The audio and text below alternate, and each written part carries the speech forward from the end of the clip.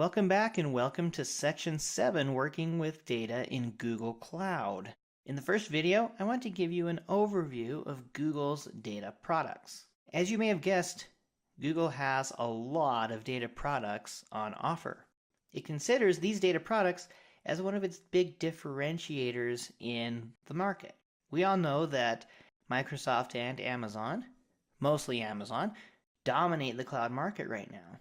Well, Google's strategy is to come in with very powerful data products. And Google kind of invented this whole big data thing. You early citizens of the internet might remember that Google perfected search by creating in-house big data products. Now we, the public, get to use these same tools for our own applications.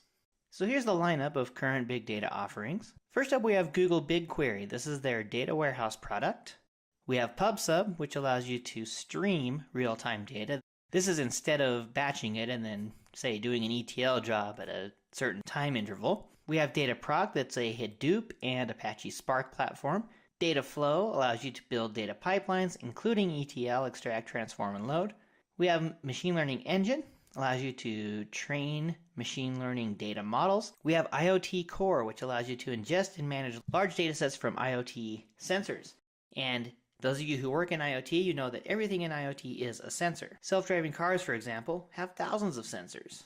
In the future, refrigerators, toasters, and everything else will have a sensor, and they will all report back to the internet. So imagine the amount of data that's coming, and Google has a product for it.